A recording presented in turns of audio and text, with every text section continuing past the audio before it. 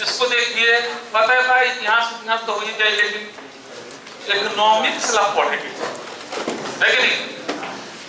तो अर्थशास्त्र एक ऐसा विषय है जो विद्यार्थियों में भय का वातावरण व्याप्त कर देता है। ज्योग्राफी से थोड़ा बहुत भय मुक्त हो गए हैं आप लोग, लेकिन अभी अर्थशास्त्र का भय जो है कायम है कि भय की के न, है ना? तो सारा भय खत्म हो जाएगा। बस इकोनॉमिक्स के क्लास में ध्यान रखना है, रेगुलरिटी नहीं तोड़िए। अगर रेगुलरिटी मतलब किसी भी दिन एक दिन गैप कीजिएगा तो सारा सिद्धांत आगे मुझे नहीं करेगा। हाँ, इसमें सबसे पहले प्रण वचनबद्ध होना है कि हमको रेगुलर क्लास आना है। दूसरा, यह समझ के बैठिए कि इहो एगो विषय हो, एकरो के आदमी सुन तैयार कइले हो, ये कोनो बड़का चीज नहीं है। हमनियों के समझ से पता नहीं, कोनो बहुत बड़ा हाथी घोड़ा पहाड़ वाला बात नहीं है कि नहीं? तो ये कोई बहुत भारी विषय नहीं है। सबसे कहे तो जीएस का सबसे सरल विषय है, ये भी समझ में आ गया तो साइंस सरल होता है। क्यों? उनके लिए जो समझ के पढ़ते हैं, और नहीं तो देखिएगा लेकर भाग जाएगा, आर्ट से ले लेता है। जबकि सरल विषय साइंस है, सबसे सरल हमको मैथ लगता है, और सबसे बनानी है तो मजा आता है, मजा आता है। नहीं सीरियसली बता रहे हैं, हम इंटरमीडिएट मैथ से किए थे और बीए में यहाँ पे एडमिशन एमएस कॉलेज में ले भी लिए थे। मैथ ऑनर्स सब्सिडियरी में हिस्ट्री और पॉलिटी उस जमाने में सब चलता नहीं, कम करा दिए थे। हम बोलिए बताइए मैथ साइंस में आता है कि आर्ट्स में आता है? मैथ आर्ट्स में आता है। तो बोले आर्ट्स ले रहे हैं, ऑनर्स मैथ रहेगा, सब्सिडियरी में मेरा हिस्ट्री पॉलिटी रहेगा। एडमिशनों करा लिए थे, लेकिन बीएसयू में हो गया, बस चले गए, है ना? तो मैथ से मेरा लगाव रहा है, क्योंकि उसमें थोड़ा सा दिमाग लगा देने में पूरा पिक्चर क्लियर नजर आता है। लेकिन आर्ट्स में कहीं भुला गई तो कोई ना कोई तुम्हें ना एक मिनट का 10 सेकंड में फैसला हो जाता है कि सवाल आता है कि नहीं आता है। आर्ट्स का ये विशेषता है, क्योंकि बहुत कुछ जो है आपको ये अलग पर डिपेंड करता है, सिद्धांत पर डिपेंडेंसी कम आर्ट्स, जबकि साइंस में डिपेंडेंसी सिद्धांत पर होता है। तो अर्थशास्त्र भी एक समझ के पढ़ने वाला विषय है। अब दिमाग में सबसे पहले यह रखिए बात कि हम अर्थशास्त्र जो पढ़ने जा रहे हैं, पहले हम अपन घर के और अकेले रहले लेके रहले वहां के अर्थव्यवस्था समझ में आ जाओ तो देश की अर्थव्यवस्था समझ में ओकरे बड़का रूप दोसर को चाहिए। अर्थशास्त्र विषय को हम लोग सीधे मतलब सिद्धांत से जोड़ लेते हैं, एडम स्मिथ से शुरू करके आप पीटरसन हो 50 के दिमाग में नाम ले आते हैं, तो कैसे समझ में आएगा? अरे एडम स्मिथ आदमी रहे, पीटरसन सब आदमी से, वो सब जितना अर्थशास्त्री का नाम आएगा तो सब लोग इंसान था। उन लोगों ने भी अर्थशास्त्र ऐसा नहीं है, थोड़ा बहुत अध्ययन किया और थोड़ा बहुत जीवन के अनुभव से सीखा। अर्थशास्त्र सही मायने में कहा जाए ना तो हम लोगों की जरूरत को पूरा कराने वाला विषय है। जैसे जैसे जनसंख्या बढ़ेगा ना वैसे वैसे अर्थशास्त्र विषय का महत्व बढ़ता जाएगा, क्योंकि अर्थशास्त्र ही वो विषय है जो सीमित साधन है। साधन क्या है? सीमित है, और आवश्यकताएं असीमित है, उसके बीच संतुलन स्थापित कराने वाला विषय है। मनुष्य जब से जैसे जन्म लिया ना, जन्म के साथ ही सही पूछे ना तो एक चीज का जन्म होता है, उसी का नाम है आवश्यकता। जन्म के साथ आवश्यकता का जन्म ले, उस आवश्यकता को पूरा करने के लिए वो क्या करेगा? प्रयत्न करेगा। क्या करेगा? प्रयत्न करेगा, और प्रयत्न करके वो क्या कमाएगा? धन कमाएगा, और धन कमा के अपनी जो आवश्यकता है उसकी पूर्ति करेगा और वो संतुष्ट हो जाएगा। और जैसे संतुष्ट हो गया फिर उसका कोई नया आवश्यकता का जन्म होगा। इसी को कहते हैं आर्थिक चक्र है। यही जीवन है, बस कुछ ना है, जिंदगी का ये सार है। अपनी के जीवन से जन्म से लेकर मरण के बीच में है, ये तो कर्म करें ये नहीं करते हम लोग। आवश्यकता है उसको पूरा प्रयत्न करने का प्रयास करते हैं, है ना? आवश्यकता को पूरा करने का हम लोग प्रयास करते हैं, उसके लिए क्या कमाते हैं? धन कमाते हैं। धन कमा के जरूरत को पूरा करके संतुष्ट हो जाते हैं। पहले फिर अभी वीवो की निकले को नया लॉन्च कर दो, नया लॉन्च कर दो, नया लॉन्च कर दो, यही में जिंदगी हमने के कट जाता। अच्छा, यहाँ पर भी कौन संक्षेप में देखिए, प्रयोग में भी हम लोग कोई खास नहीं करते, हम लोग उत्पादन में हिस्सा लेते हैं। उत्पादन में किसी भी तो उत्पादन जनरली दो चीज का हम करते हैं, या तो वस्तु का करते हैं या सेवा का करते हैं। प्रयत्न का भी सीमा है, ऐसा नहीं है असीमित है ना। या तो हम वस्तु का उत्पादन करेंगे, नहीं तो सेवा। वस्तु का मतलब हो गया जो दिखाई देता है, जैसे आलू का उत्पादन कर रहा है, धान का, गेहूं का, साइकिल का, मोटरसाइकिल का। और सेवा जैसे हमर का। अब बाहर जाइएगा, पूछिएगा सर पढ़ा लो, हाँ तो कैसा लगा, अच्छा लगा, कितना पढ़ा लो, तो बहुत पढ़ा लगा, तो 100 किलो, तो 4-5 किलो। मैंने सेवा को नापा तोला जा सकता है, लेकिन वस्तु के उत्पादन को नापा तोला जा सकता है, सेवा को देखा भी नहीं जा सकता है। सर क्या पढ़ा लो, दिखाओ तो कॉपी निकालिए, इस सर क्या पढ़ो, तो क्या पढ़ेगा तो क्या देख लीजिएगा, उसको महसूस किया जाता है।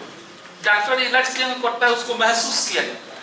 वकील वकालत करता है, उसको महसूस। सेवा को मतलब सेवा अगर कहा जाए तो दृश्यमान क्या है, नहीं अदृश्य, जबकि वस्तु का उत्पादन क्या होता है, दृश्य। आइयो वस्तु में हम अगर बोले हैं, ध्यान दीजिएगा, आलू के, धान के, गेहूं के, साइकिल, मोटरसाइकिल, ये में 2 प्रकार के वस्तु होला। सिंपल भाषा में कहें तो वो कच्चा होला, एगो पाकल। पाकल का मतलब प्रकृति पकैले हो के ना, हमनी के पका दिले हो,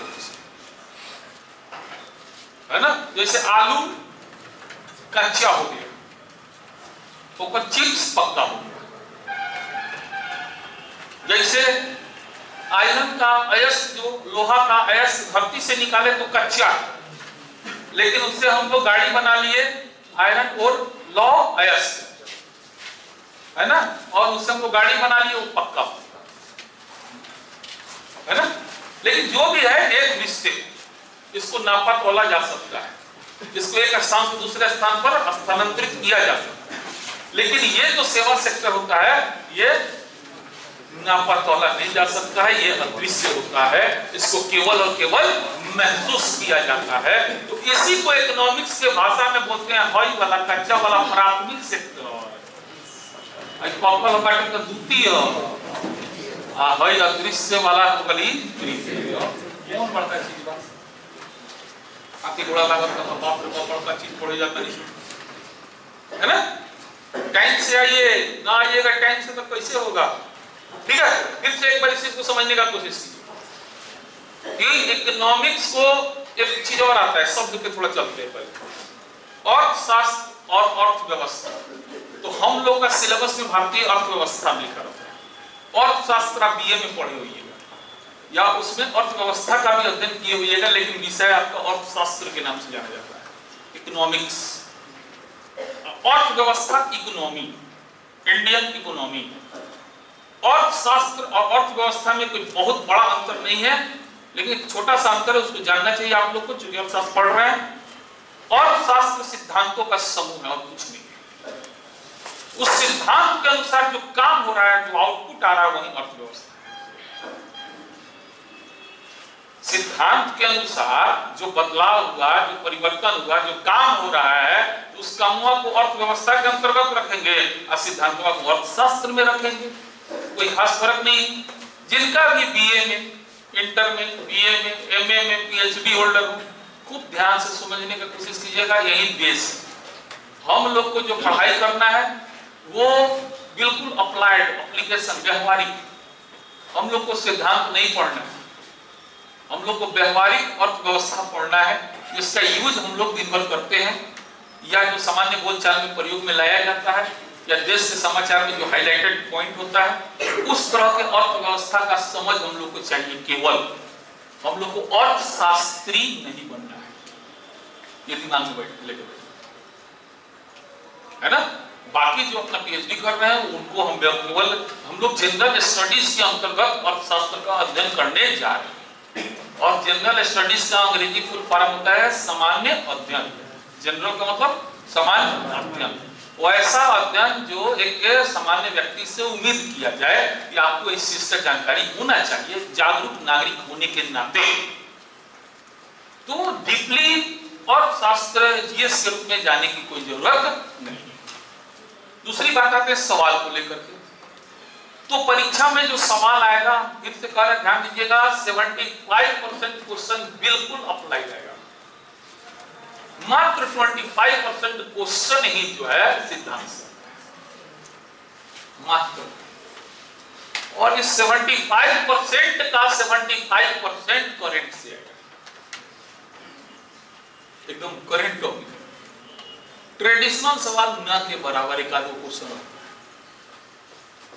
समझा। तो आपको यदि बढ़िया नंबर से या मतलब परीक्षा में पास करना है तो आपको करंट अफेयर्स पर भी बल देना है। अब मान लिया करंट में पढ़ा रेपो रेट बढ़ा दिया गया, घटा दिया, रेपो रेट पहुंचे नहीं के कहा तो रट्टा मारे के ओकरा बादो कंफ्यूजन के संभावना पूरा बनल है। तो हम लोग 25% वो आधार बना के 75% को सुधारना है। अगर है 25% छोड़ देना तो है 75% हम लोग के लिए माथा का दर्द बन गया, जो अभी आपके दिमाग में ना चल रहा है। इसीलिए 75% जो होता है तथ्यात्मक होता है, डाटा होता है। तो उस डाटा को समझने के लिए आपको सिद्धांत का जानकारी होना चाहिए ना। तो जब तक 25% आपको कंप्लीट नहीं करेंगे ना, 75% हम लोग के बस के बाहर का चीज है।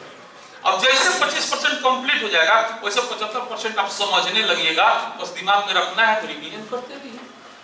अगर अभी हम जीडीपी बोले, एनडीपी बोले या repo rate, reverse repo rate, इस तरह का शब्द का प्रयोग करें तो इसमें बैठा हुआ शायद ही कोई विद्यार्थी उसको समझ पाए, नहीं समझ पाए, क्योंकि क्या है पता नहीं। दिल्ली वगैरह में जाइएगा तो बस वही आएगा, सीधे कंपेयर करना शुरू कर देगा। Difference between repo rate and reverse repo rate, what is repo rate नहीं बताएगा, नहीं बताएगा, इसलिए जल्दी नहीं समझ में आता है। क्यों भी नहीं, उसका भी गलती नहीं है, इंटर का विषय वस्तु है, मैट्रिक में पढ़ना है। अब सिलेबस उठा के तो देखिए 11th 12th का इकोनॉमिक्स अगर ढंग से पढ़ लीजिए ना तो बहुत है उसमें, बहुत ज्यादा है, समझे ना। माइक्रो दोनों इकोनॉमिक्स पढ़ना है, और शास्त्र दो ब्रांच में जो बोलेगा हो सकता है 50% लोग इधर, तो कोनो बात नहीं, सब धीरे धीरे समझ में आएगा। तो हम लोग को पूरा बेसिक और शास्त्र पढ़ना है और उसका भी एप्लीकेशन पर ज्यादा बल देना है। पेपर पर खूब ध्यान से देखिए, कोई समाचार में इकोनॉमिक्स जो आर्थिक शब्दावली का प्रयोग हो रहा है उसको समझने का कोशिश कीजिएगा, क्योंकि वहां से सवाल का जन्म होता है। खासकर यूपीएससी वाले लोग, जो भी आर्थिक शब्दावली का नया रूप से प्रयोग में आ गया, मीडिया में चर्चा में है, उस शब्द को पकड़ के नोट्स उस पे बनाइए। हो सकता है मुख्य परीक्षा में भी उससे सवाल आ जाए, लंबा लंबा लिखने वाला, एकदम करेक्ट, इसमें अप टू डेट एकदम रहना है। ये ऐसा विषय है, इसलिए टफ, और बाकी महीने में टफ नहीं। इसमें एकदम हमेशा आपको समझिए कि परीक्षा में जाए से पहले ले पेपर देख के जाए चाहिए कि भाई कोनो डाटा चेंज तो ना हुआ है, समझ आ रहा है बात। ये इतना खतरनाक विषय, इस रूप में खतरनाक है। बाकी सिद्धांत उदाहरण सब समझ में आ जाएगा, ठीक है। तो अर्थशास्त्र को समझने के लिए हमने बता दिया कि अर्थशास्त्र जोड़ है ये बात के हमनी के समझे के बाद, ठीक है। ये हम लोग इंसान हैं, इंसान के रूप में जब जन्म लिए तो हम लोग की जरूरतें भी जन्म ले ली, आवश्यकताएं जन्म ले ली। उस आवश्यकता को पूरा करने के लिए हम लोग प्रयत्न करेंगे, प्रयत्न करके धन कमाएंगे, धन कमा के संतुष्ट होंगे, फिर नया आवश्यकता, फिर ऐसे ही जन्म से लेकर मृत्यु तक हम लोग का ये क्रिया प्रक्रिया होता रहेगा। तो अभी हम जैसे आपको हम बता रहे थे कि यदि आप अपना खर्चा बर्चा, अपना अर्थव्यवस्था सही रख सकते हैं तो अभी जाकर देश की अर्थव्यवस्था को समझिएगा। तो एकदम जीरो लेवल से शुरू करना है, कोशिश करना है कि आपको आज थोड़ा जाकर 1 घंटा बैठकर अकेले में बैठ के सोचना है कि मेरे घर का अर्थव्यवस्था कैसे चलता है, उसको समझने की कोशिश करना है।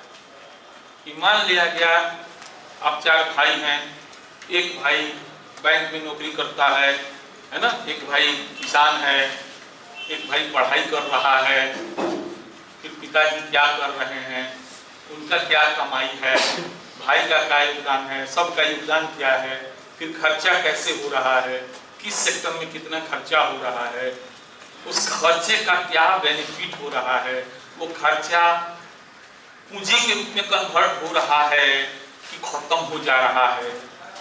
जैसे कोई इंसान कहे कि अरे हम तो आज सवेरे से 25 लाख रुपया खर्चा किए, मुझे कहा कोई लाभ दुकान खोलनी, अरे बोल खर्चा को तो कैपिटल तुम बना लिया, 25 लाख का आपने खर्चा नहीं किया, आपने क्या किया, कैपिटल तैयार किया। आपको वो कुछ ना कुछ दे के जाएगा। तो खर्चा में पूंजी में अंतर होता है, ये सब चीज समझना है। जैसे एग्जाम्पल के तौर पे एकदम हल्का हल्का लेके शुरू करके हंसाते खिलाते चलते हैं कि जैसे मान लिया आपके पिताजी मोतिहारी में आप रहते हैं, तो आपके पिताजी आपको 3000 का महीना देते हैं,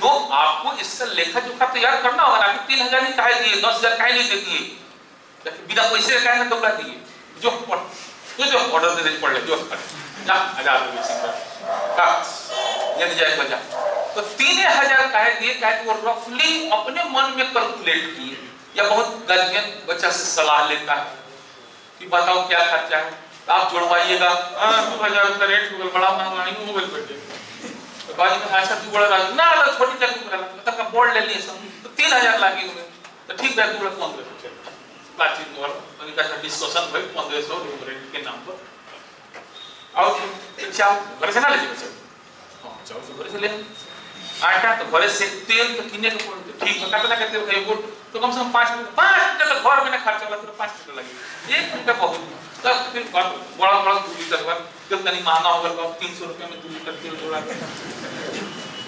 बाबूजी से सब मांगल जा सकता, ओकरा बाद बाबूजी के बाबू हमर पड़वा दिमाग लागे, आधा किलो दूध ले रोज पियो, ठीक बा, 40-20 होगा 600 के महीना वो होगा, वो जोड़ल जाओ संख्या से, बाबूजी देखिए कितने हिसाब से, फिर गैस तो सिलेंडर में भराए, है ना, तो 400-500 रुपये वो जुड़वा देंगे, वो ओकरा बाद कॉपी किताब में 500 रुपया जोड़ देंगे बेचारे, है ना, वैसे मैंने जोड़ के कितना हुआ नहीं,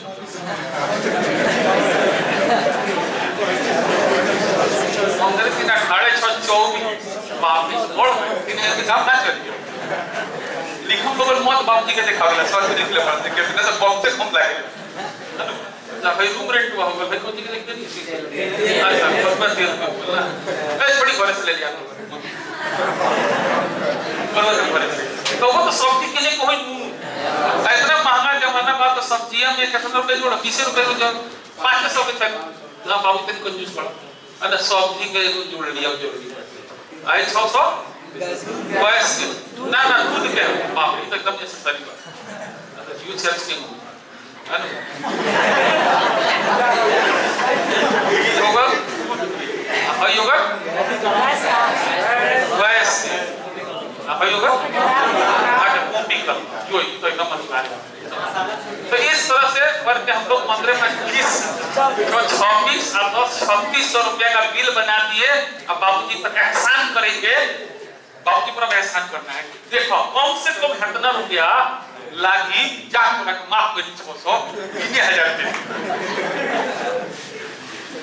है ना, अब हम लोग उस 3000 रुपया को लाएंगे, मैंने बाबूजी संग बैठ के चर्चा किए, एक तरह से ये भी समझना है विधायी का और नियम बना ना, अब काम करना है उस 3000 रुपया का, तो रूम रेंट मकान मालिक मानी ना, ऐसे कोनी भाई जान दर हम पटना में बड़ा वीडियो एक्सीडेंट हो, वही में खर्चा वाला 500,000 रुपया और अगले महीने मिल गया, हम नहीं पता बात भाई पैसा के एडजस्ट की अभी बसे पर बैठा रहने के लिए उन्हें से फोन आई, कब आ रहे हैं मोतिहारी,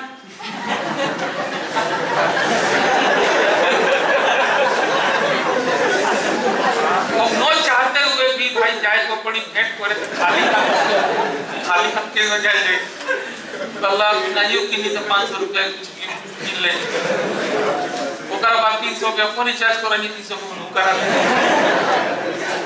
हेलो, पहल के सांझ के 9 बजे ले अपने के पाले गिनत है तो 100-150 रुपया, ये अधिकांश विद्यार्थी हम अपने के कार्य कहते ना, हम अपन कहते हैं पूरा नाम मानी आसान ले जा 100-150 रुपये बचल बैठे, अब बताएं उससे हमने एक महीना काटे, यही से 5-7 दिन के बाद लड़की का तबीयत खराब हो जाला, माई के फोन में माई बापू हम जल्दी आओ, हां हूं के स्थिति में बाबूजी के पेट, तो फिर अयन बाबूजी बेचारा दुला को बाबू चलो घर ले जाइए 15-20 दिन रखेंगे तब तबीयत ठीक हो जाए, महीना ले तो बारी फिर लेके चले, तो यही डिसबैलेंस है, ये बैलेंसिंग खर्च नहीं हुआ, आप इकोनॉमिक्स पढ़ के कम से कम जीवन में इतना अभी से सुधार कीजिए कि जो पैसा लाए हैं उस पैसे का सदुपयोग कैसे करें, ये अर्थशास्त्र सिखाएगा, जैसे खर्च बहुत है, कोई भी जैसे लोग कहते हैं आवश्यक अनावश्यक, कोई अनावश्यक खर्च नहीं होता है, सब आवश्यक है, अति महत्वपूर्ण कौन है ये सोचना है। जैसे मेरा मानना है कि कोई लड़की बदसूरत नहीं होती है, सब खूबसूरत है। प्रश्न ये होता है वो कितनी खूबसूरत है कि नहीं? तो खराब कोई नहीं है दुनिया में, सब बढ़िया है। कितना बढ़िया का लेवल बा वो अपन लेवल के हिसाब से खराब क्यों के ना करो, खराब क्योंकि अपना लोगों को बहुत बड़का। और क्या करना चाहिए, कभी भी इकोनॉमिक सिखाएगा प्राथमिकता तय करके खर्चा कीजिएगा, कभी आपको कमी नहीं होगा, पढ़ाई में कभी डिस्टर्ब नहीं होगा। प्राथमिकता एकदम आइए पन्ना पर एकदम आंख बंद जितना खर्चा याद पड़े लिखा जाए बिना पॉइंट के लिखा चल देगा। रूम रेंट देना है लिख लीजिए, है ना, गैस भरवाना है, सब्जी खरीद लेना है, तेल खरीद लेना है कि नहीं, उसका कहीं कॉपी भी बाकी है वो खरीद लेना है, ऐसे सब लिखते जाइए। मन में आपके गिफ्ट देखो वो लिख ली, मोबाइल चार्ज करेगा वो लिख ली, पैंट तो खरीदेगा वो सब लिखा जाए। लिखने के बाद अब उम्मीद नंबरिंग करो शुरू करो। नंबर 1 रूम रेंट देना है, बड़े मकान में गाड़ी कौन सुन एकदम जरूरी बात, रोज मूड खराब है ना, गैस भरवा लिया और भाई तो सुते के पड़ी है ना, वो सब्जी खरीद लिया, तेल खरीद लिया, कॉपी खरीद लिया, ओकरा बाद पैसा उबरत है एक्स्ट्रा पर ध्यान दी अन्ना ये न करे। कभी कम से कम आप 1 महीना मुखियारी में रह तो पाइएगा ना। रूम रेंट दिए गैस भर ले है, सब्जी खरीदाइए गए, घर से चावल दाल आइए गया है, दूध है तो कंप्रोमाइज कर सकते हैं, हम दूध नहीं पिएंगे, फल का जूस नहीं पिएंगे, उस फालतू खर्चा कर देंगे। लेकिन अगर ये सब में से खर्चा कीजिएगा तो ना आपका पढ़ाई होगा ना आपका अर्थव्यवस्था संतुलित रहेगा। ठीक है, तो इन सब बातों से यही निष्कर्ष निकल रहा है कि क्या अर्थशास्त्र धन का विज्ञान है? खाली सब पैसे पैसे खुले वाला नौकरी से जब से यार तब से। तो इसमें कोई संदेह नहीं कि शुरुआती अर्थशास्त्र जैसे हम शुरू किए हैं तो धन कर रहे हैं, लेकिन बहुत जल्द हम बदलने वाले हैं। कि शुरुआती जो भी अर्थशास्त्री थे उनका विचार था कि अर्थशास्त्र जो है ना वो बिल्कुल धन का विज्ञान है। अर्थशास्त्र विषय का जन्म इस रूप में हो गया कि धन कैसे बढ़ाया जाए, इसके लिए अर्थशास्त्र विषय का जन्म हुआ। और इसके जन्मदाता थे एडम स्मिथ। कौन थे? और उनकी प्रसिद्ध पुस्तक वेल्थ ऑफ नेशन है ना, और उसी पुस्तक में उन्होंने अर्थशास्त्र को धन का विज्ञान बताया एकदम स्टार्टिंग। लेकिन उसको लेकर के आज तक धन के विज्ञान से शुरू हुआ और आज तक इतना रूप बदला है ना कि एक अर्थशास्त्री है, नाम उनका बारबरा हुटन, मिसेस औरत है, लेडीज है, बारबरा हुटन। वो लिखती हैं कि जहां 6 अर्थशास्त्री एकत्रित होते हैं ना वहां 7वां राय अपने आप जन्म ले लेता है। मैंने इतना मतभेदता है। और बहुत फेमस किन्स साहब, नाम सुने किन्स है ना, जो भी नाम आप लोग जानते हो है ना, उन्होंने कहा कि अर्थशास्त्र की परिभाषा अर्थशास्त्र का गला घोट के रख दिया, इसका कोई परिभाषा नहीं बन पाता है। क्यों?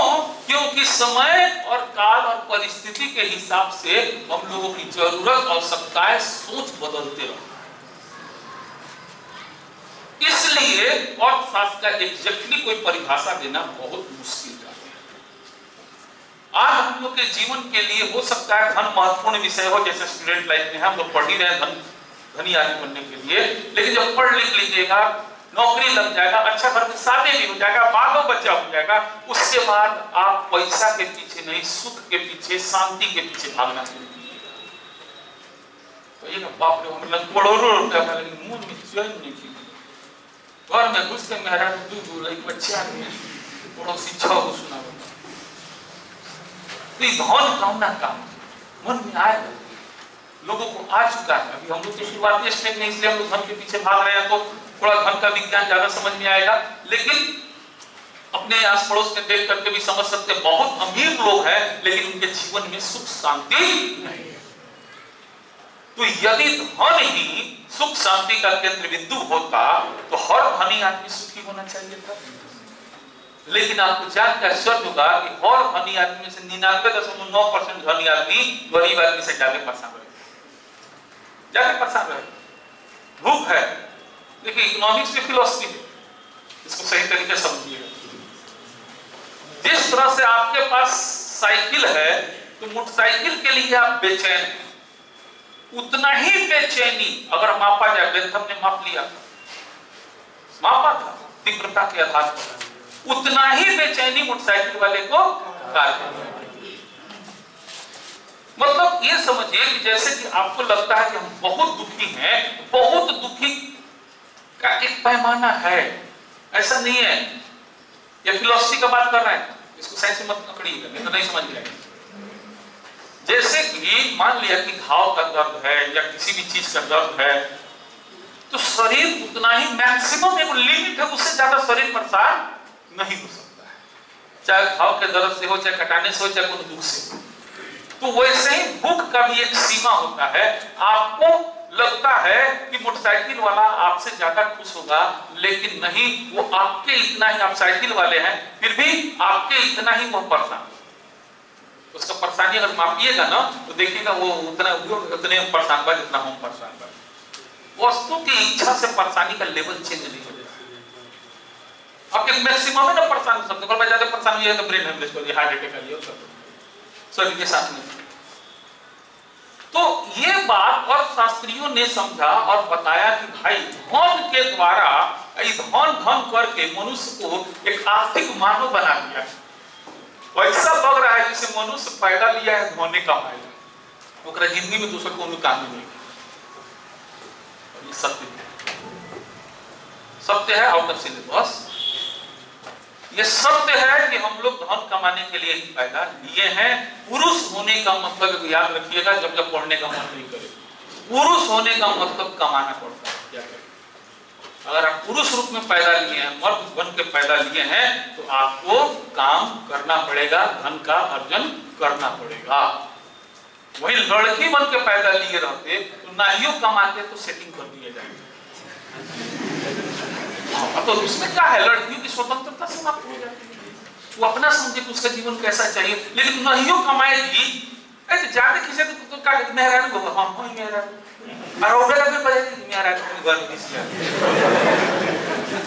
ये हो सकता है, तो क्वेश्चन पे चाहिए। और दूसरी बात, मैं लड़की लोग बुरा नहीं मानिएगा, लेकिन ये बहुत रिसर्च का विषय है। एक मर्द पूरे समाज का पेट पाल सकता है, लेकिन एक औरत कमा के पूरे समाज का पेट नहीं पाल सकती। उसमें उतना दया करुणा आई गई, उतना त्याग हो गई। माँ क्यों प्यारी होती है पता है? बाप क्यों नहीं प्यारा होता है? क्योंकि माँ अपन बेटा वाला पूछो कर सकती, अपन बेटा वाला नहीं। हाँ, चचेरा बेटा वाला ना, ओकरा ना, अपन बेटा वाला।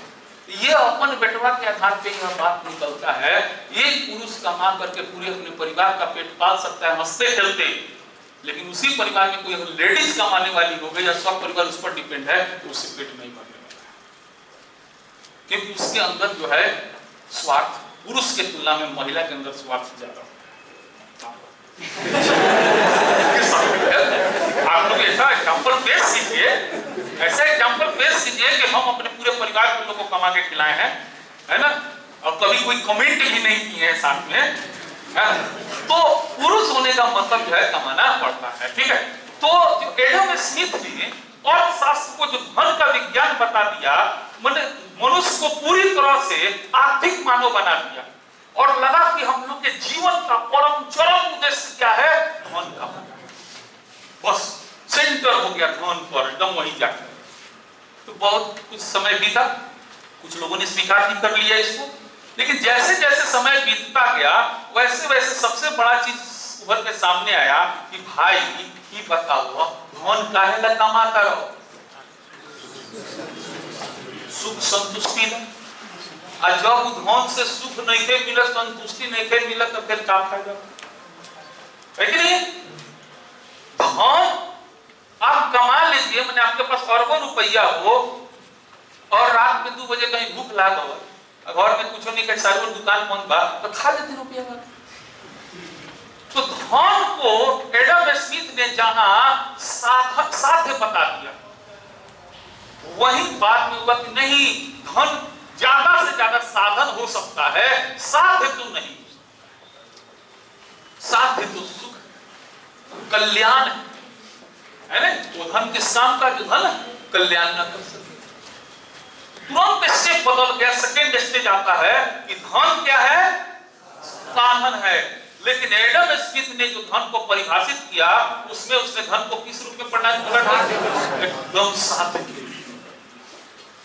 यही सब कुछ है, यही जिंदगी। इस धन के लिए कुछ किया जा सकता है। मनुष्य पैदल ही आया धन कमाने के लिए।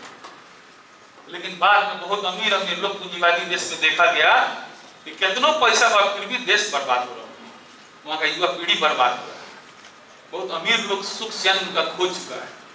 तब अर्थशास्त्री लोग को लगा झटका, अरे भाई हमनी के तो विषय वैल्यू खत्म होकर जाता है, हमनी की कंडीशन धन सब कुछ कर सकता है लेकिन धन कुछ ना करता। तो धन के बना दिया गया सेकंड स्टेज में धन को साधन। साधन साधन फर्क समझते हैं ना? साधन मंजिल है, साधन रास्ता, साधन मंजिल है। जैसे कि आपको दारोगा बनना है, ये आपका साध्य है जीवन का। साधन पढ़ के चोरी करके घूस देके, ये आपका साधन है। बस समझ आ रहा है ना? संक्षेप में समझा के समझ में आ गया होगा, है ना? तो साधन मतलब सिर्फ कुछ नहीं है, क्या है? रास्ता है। उस रास्ते पर चल के आपको मंजिल तक पहुंचना है। तो धन को जहां एक तरफ साधन मान लिया गया था एडम स्मिथ के द्वारा, वही सेकंड स्टेज में इसको बदल दिया गया और कह दिया गया कि नहीं, धन साधन मात्र है। मनुष्य के जीवन का वास्तविक उद्देश्य सुख की प्राप्ति और उसका अपना कल्याण है। इसीलिए अर्थशास्त्र का परिभाषा चेंज हो जाता है सेकंड स्टेज में, और अब आ जाता है धन संबंधी परिभाषा के जगह पे कल्याण संबंधी परिभाषा। ठीक है?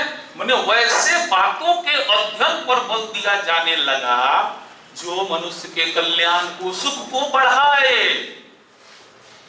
है ना?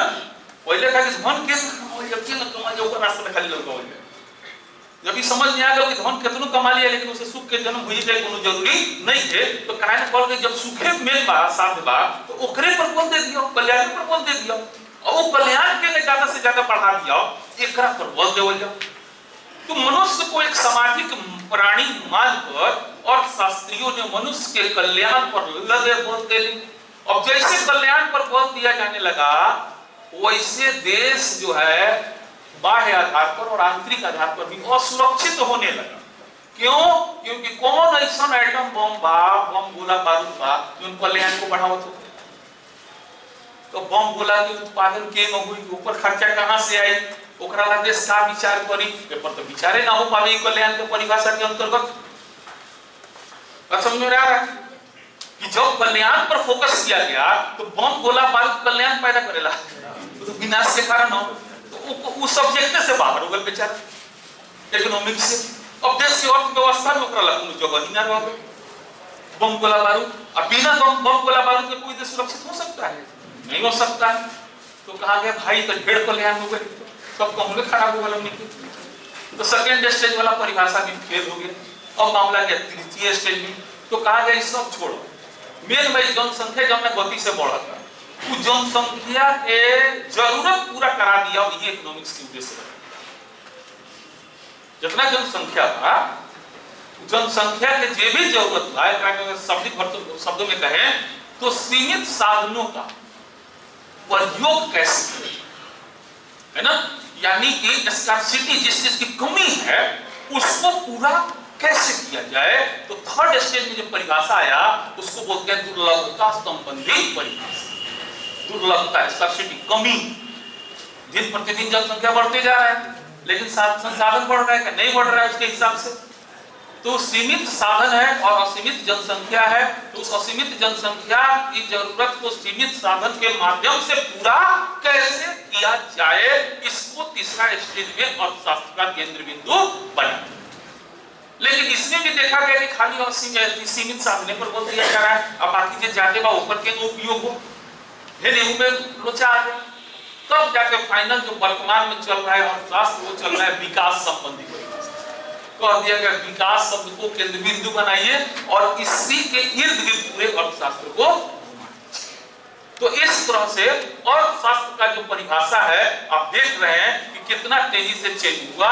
फर्स्ट स्टेज में अर्थशास्त्र धन संबंधी परिभाषा को लेकर के आगे बढ़ा, सेकेंड स्टेज में कल्याण संबंधी, है ना?